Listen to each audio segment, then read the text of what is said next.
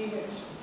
If you see your syllabus, you have the following topics: pH, then pKa, then Anderson-Hasselbalch equation. Anderson-Hasselbalch equation. So before going to discuss about pH, I will tell some interesting things.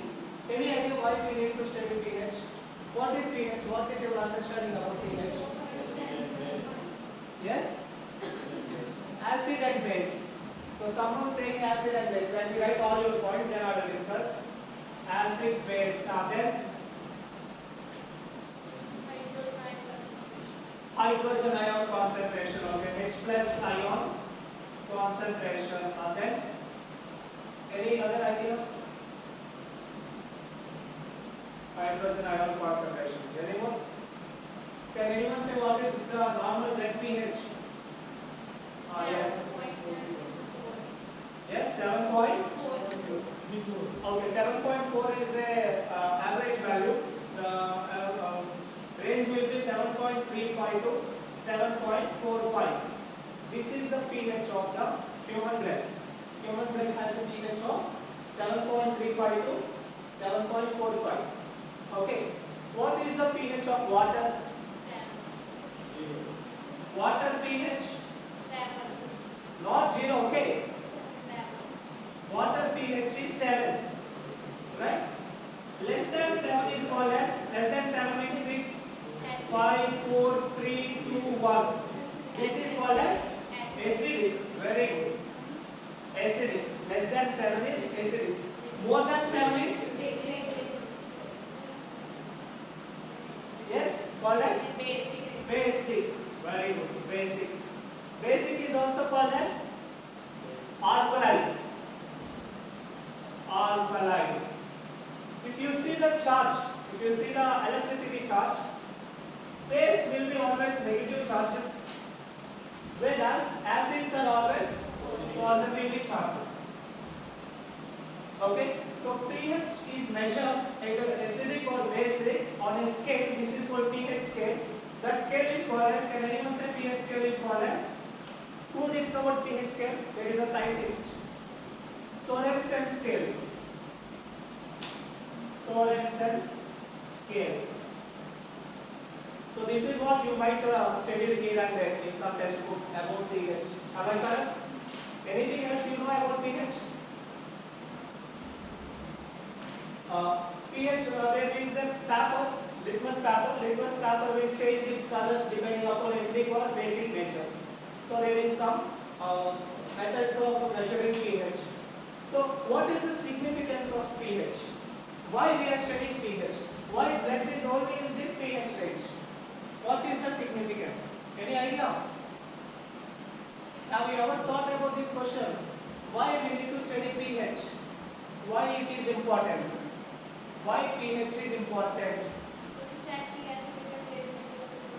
To okay, to check the acidity and basicity of a solution.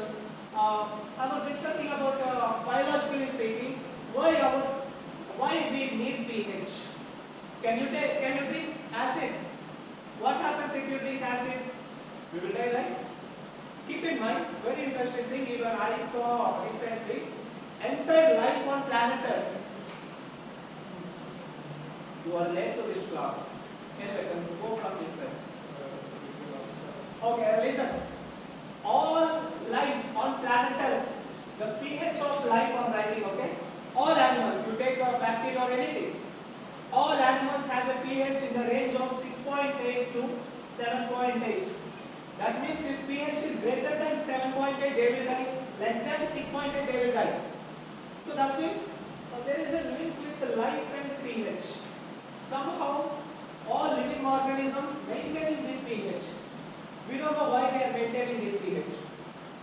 There is a threshold, there is a limit for acidity of the body and basicity of the body.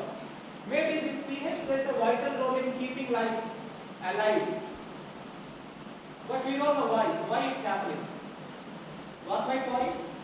Maybe pH uh, maybe in a dead person, pH might be increased or decreased. That's why they are dead. As long as we are maintaining this range of pH, we will be alive. If this pH range is not maintained, we will get some disease. I will tell the diseases also, keep in mind. pH of the blood I'm speaking. If pH is greater than 7.45, this condition is called as alkalosis. Alkalosis, not a good condition. Alkalosis. If pH is less than 7.35, this condition is called as acidosis. Acidosis. Both acidosis and alkalosis are dangerous. You will go to coma. If you encounter any one of them, we will be in the coma.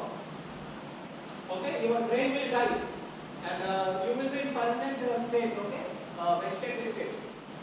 So that means there is some significance of pH.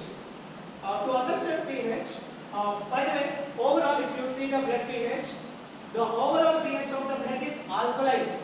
Have you observed that one? The range of blood pH is 7.35 to 4.5.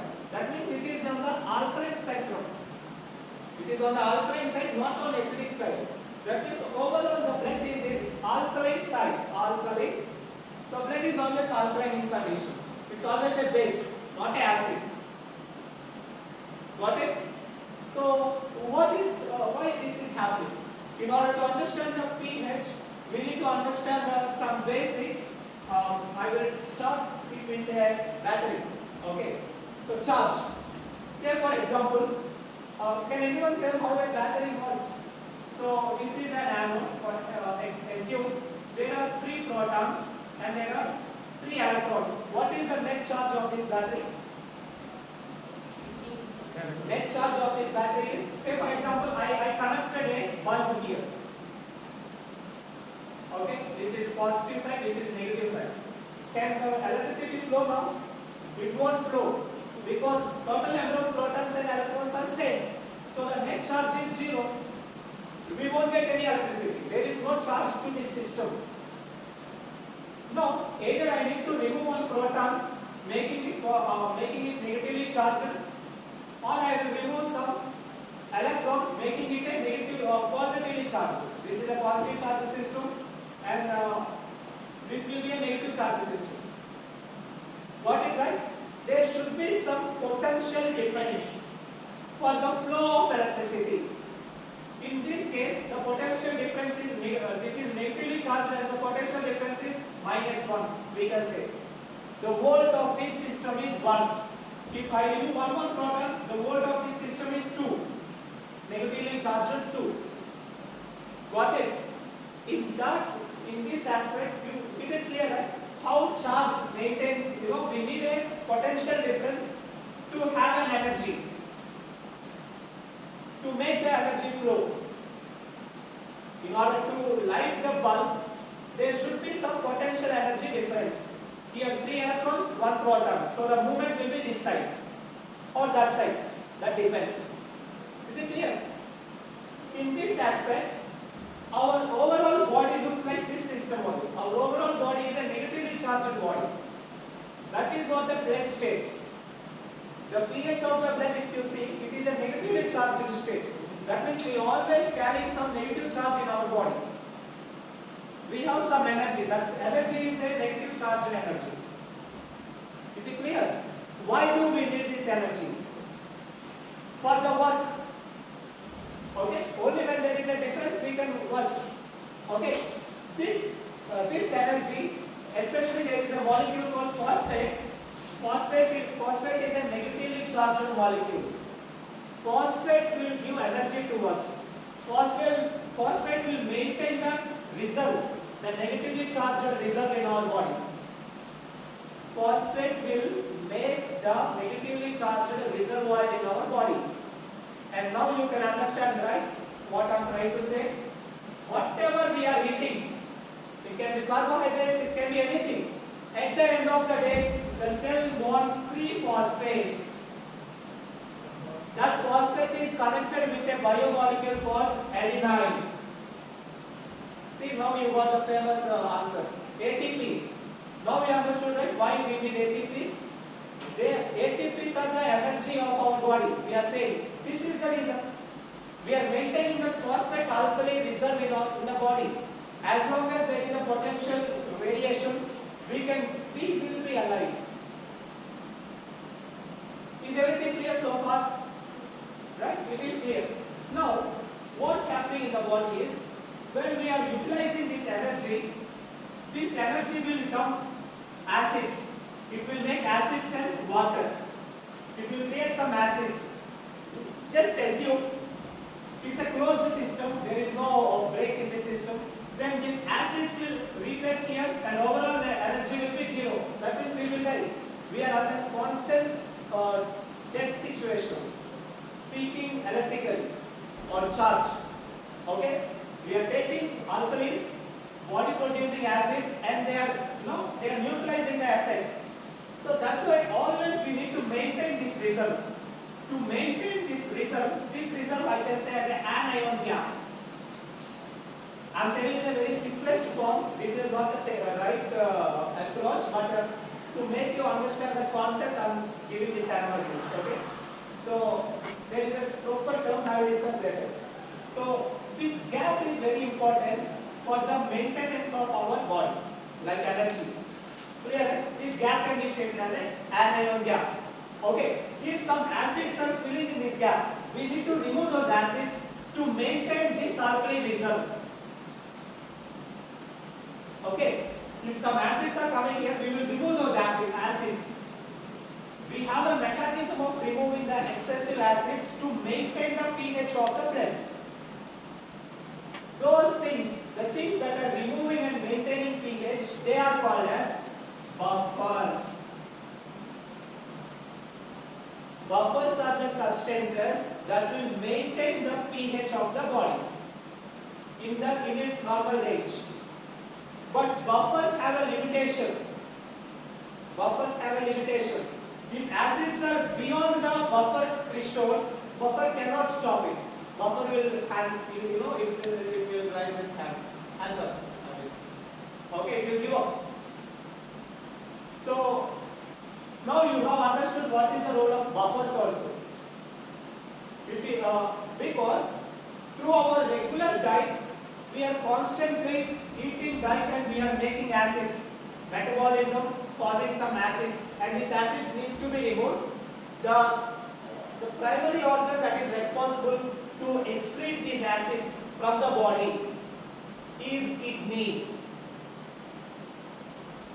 Kidney will excrete the excessive H plus ions to maintain the alkali reserve of the body, to maintain the alkali of the or basic condition of the blood. That's why your urine will be always acidic in nature, because urine, we are dumping out the excessive acids through the urine.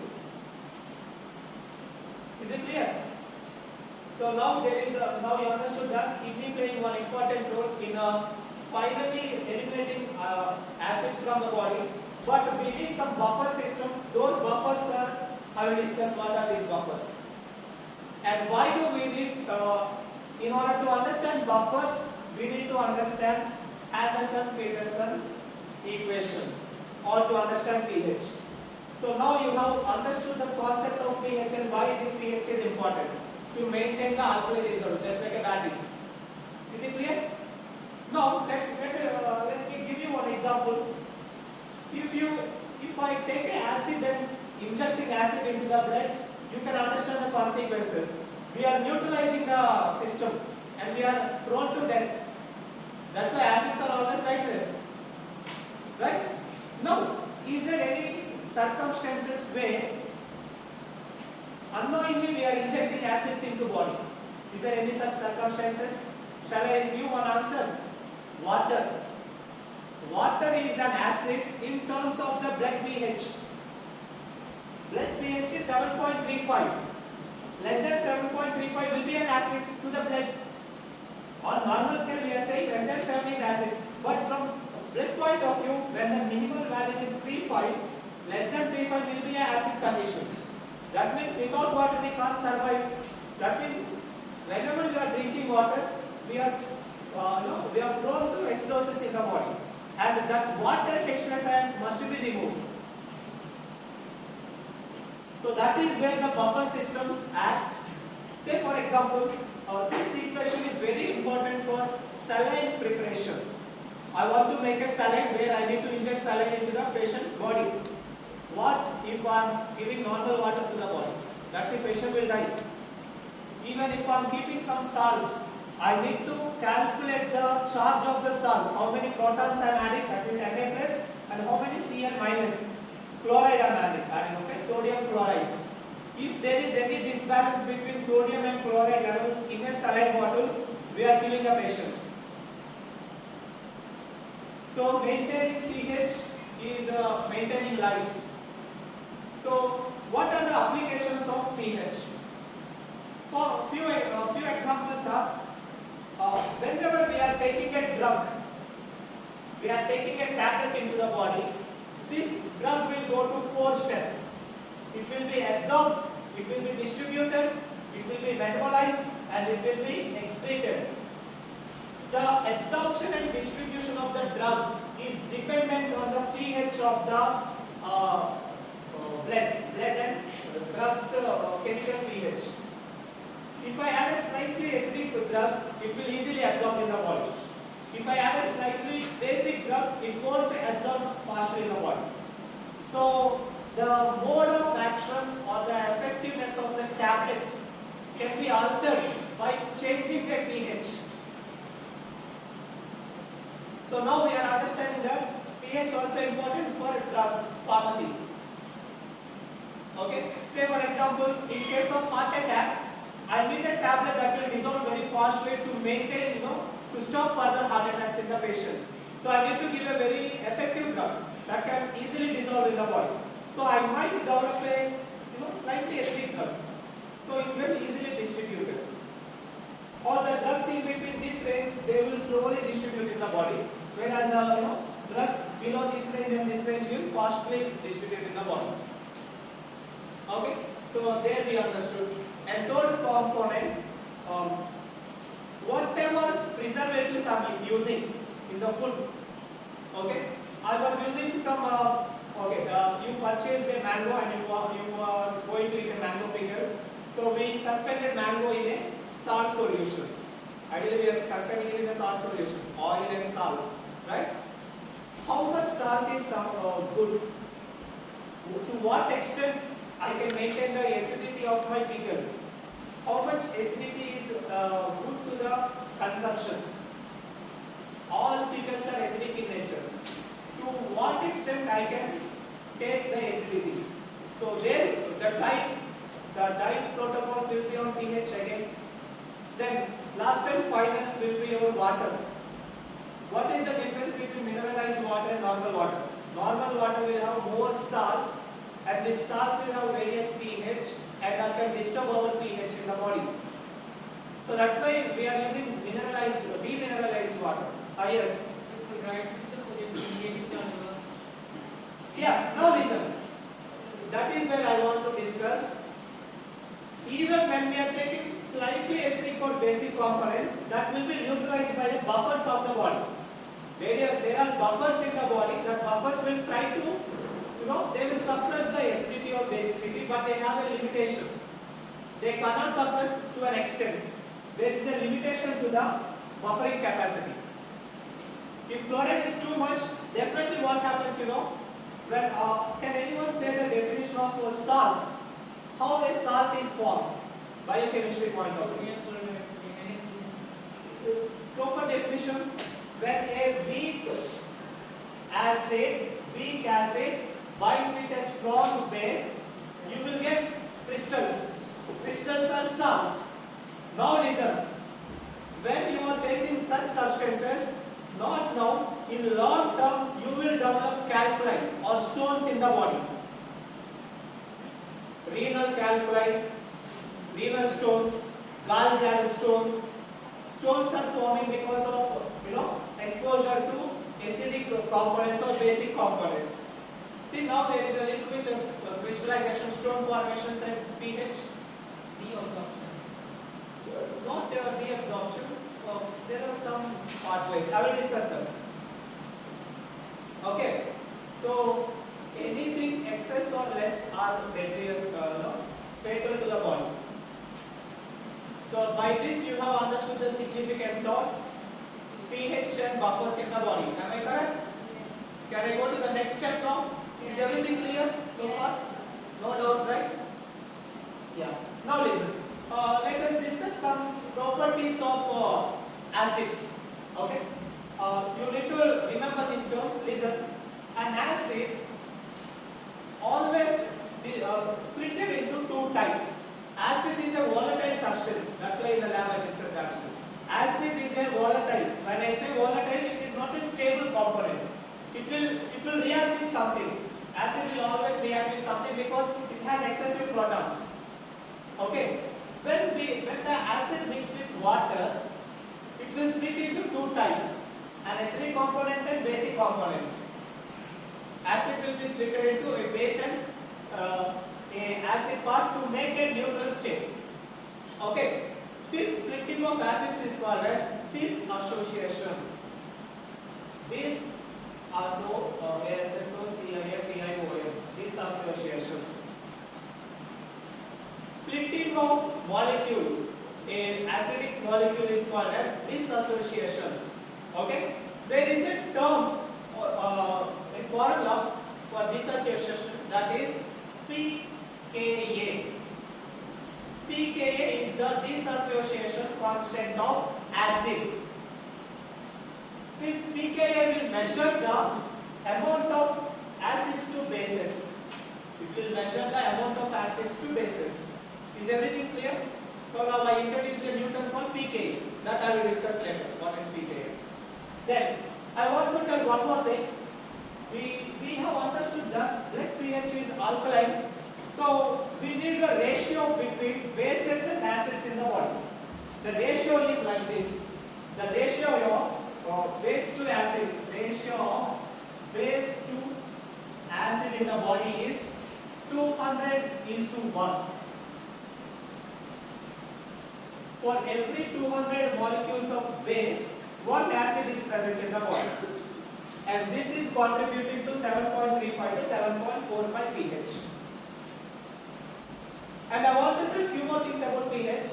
All the enzymes in our body, are allowed to work at this pH. If pH is disturbed, enzymes cannot work and we will die because enzymes will be stopped.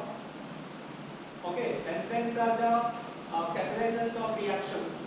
When there is no enzymes, there won't be reactions in the body. When I say reactions, glycolysis, Krebs cycle, gluconeogenesis, all these vital metabolic cycles.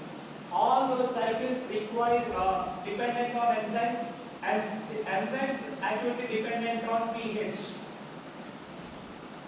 Clear? So in a nutshell, if you want to kill a patient, make him acidic or basic, he will die. Got it? So pH plays a very important role. That's why we are, now I need to tell a few more things. When you are doing any lab test, all your lab test chemicals should be in the range of 3.5 to 4.5, 7.35 to 4.5. If it is more than that, we won't get a proper results. Because now we have got a biological results. It will become inorganic things, like a pure chemistry. All organic chemistry dependent on this pH. So when you are doing organic test, your test pH should be in this range. That's it. That is why you are making those titers, buffers titers, acidic titers, alkaline titers in the lab to maintain this pH or the environment in that pH to run any test, to run any chemical test in the lab. Is everything clear? Yeah. Fine. Then I have to discuss one interesting thing. I will discuss how this acid buffers interplay each other. Then I will discuss the formula. This formula is a Henderson-Hasselbalch equation that I will discuss. Then let me tell you this one. You will be surprised to know this interesting thing. Tell me students, what is the function of hemoglobin? Yes. Tell me mister. Red color of blood. Very Yes, next. It will give red color to the plate. Very good. I appreciate it. Next. Very good. Excellent. It will carry oxygen and carbon dioxide. Right? Now I will show you the complete thing, complete mechanism of how hemoglobin actually working. Hemoglobin also acts as a buffer. I will show you how. Okay? So this is a lung. Okay, this is a lung. Assume this is a plasma. We can say blood vessel. This is blood vessel, lung. Then this is the tissue, a tissue. Okay, tissue or a cell. We can say cell. Okay, nucleus, Golgi apparatus, ribosomes, etc. Okay, so let us see what happens here. So you have intake oxygen entered into the lungs. Everyone draw this diagram. Okay, this is very important, really interesting. Yeah. Now this oxygen, as you said, it will bind with the hemoglobin, HbO2, oxygenated hemoglobin. Clear? Oxygen binded with hemoglobin. Okay. Now this hemoglobin transported into the blood, HbO2. From blood, it entered into the tissues. So I am just erasing this one. So HbO2 entered into the tissue. Okay. Now this oxygen will be utilized by the cell. It will metabolize the oxygen. Metabolization happen. Metabolism happen. It can be glucolysis, Krebs cycle, any metabolic cycle happen. Clear? After metabolism, we will get two products in the metabolism. Actually, I forgot to tell you some more basics. I'm sorry. I will come here. Meanwhile, I want to tell one important thing. The blood buffer system. Blood buffer system. In this, we have something called bicarbonate and carbonic acid. I'm writing here. Carbonic acid, and other one is bicarbonate. Carbonic acid is acidic in nature and this is basic in nature. And I want to show you the equation of this one. Carbonic acid is H2CO3. Write down these equations, everyone. H2CO3 is carbonic acid.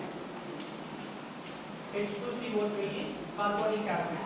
Whereas bicarbonate is HCO3 minus.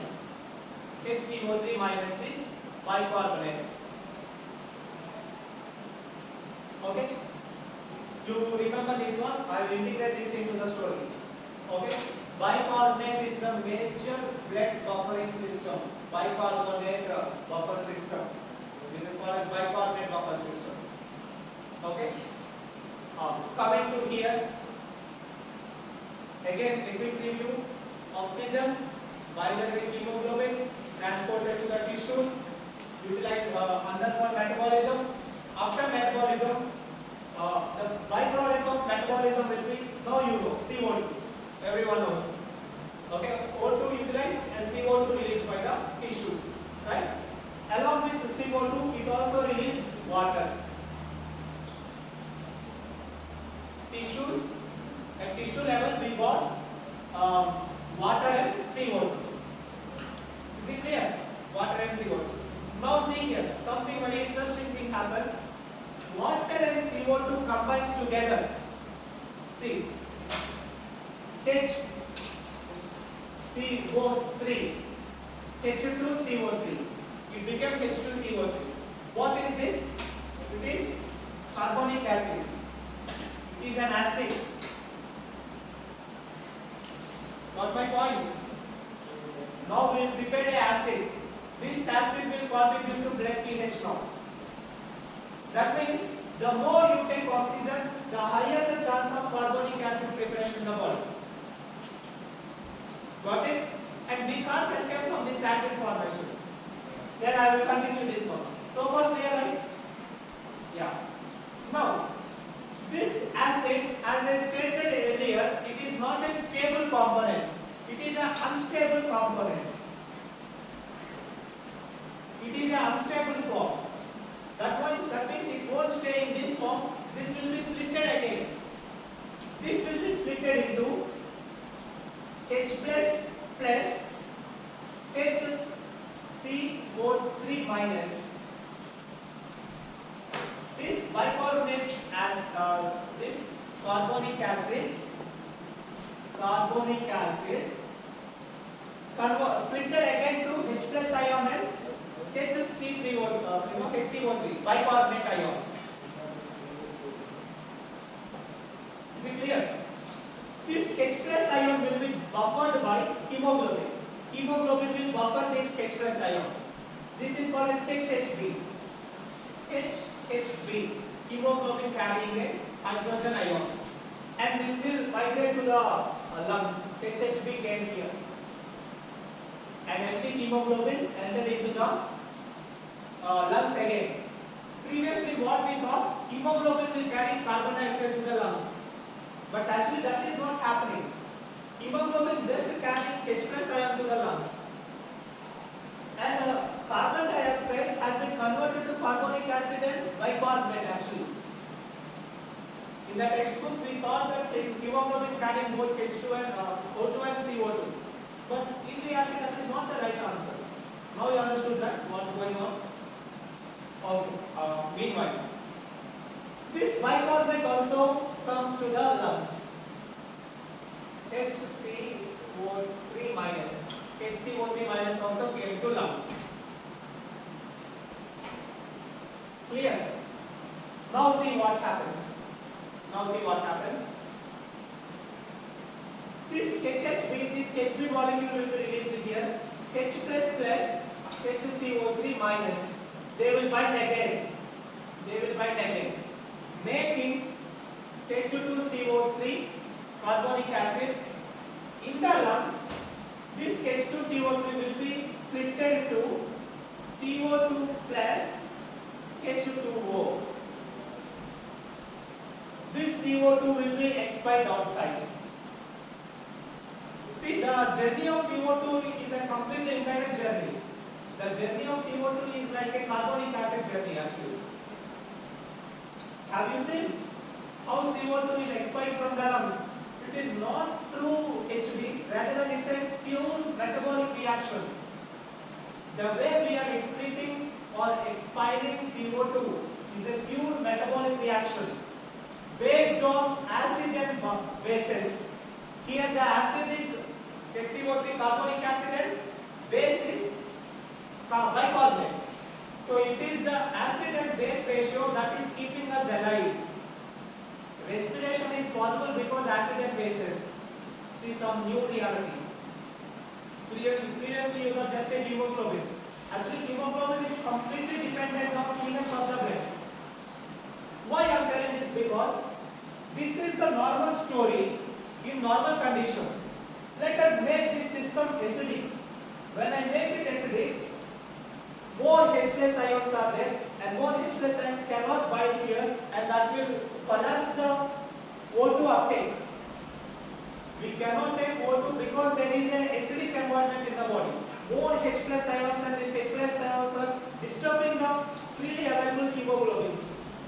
Hemoglobins are trying to buffer excessive H plus, sacrificing O2 capacity. An acidic hemoglobin cannot carry oxygen, and we will collapse. Patient will die because of deprivation of oxygen. That's why we must understand how the acid is converted to base.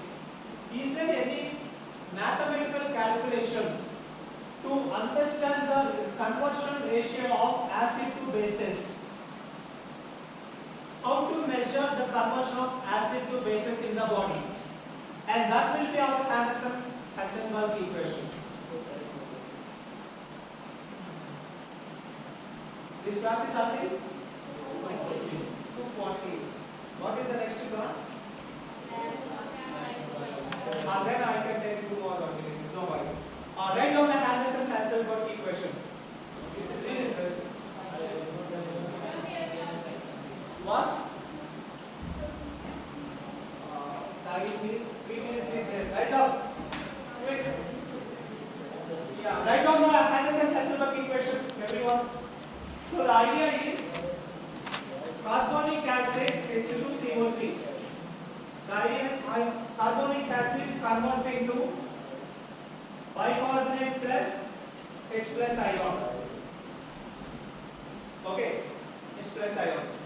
So acid dissociation constant. Acid dissociation constant will be Ka. Ka equal to HCO3 minus concentration of bicarbonate, concentration of H plus ions by available carbonic acid H2CO3 concentration. So negative log of this one, pKa equal to log Ka, that equal to pH equal to pKa plus negative log base by acid. This is the dissociation constant. This is the Henderson-Hasselbalch equation. This is called as Henderson-Hasselbalch equation. This equation denoting the conversion ratio between acid base to acid or acids to bases. Ideally, the ratio is 200:1. So whenever we are preparing any acid bases, we will apply whatever acid we are measuring in the experiment, and we will see what bases the acid releasing, and we need to see the pK of that reaction.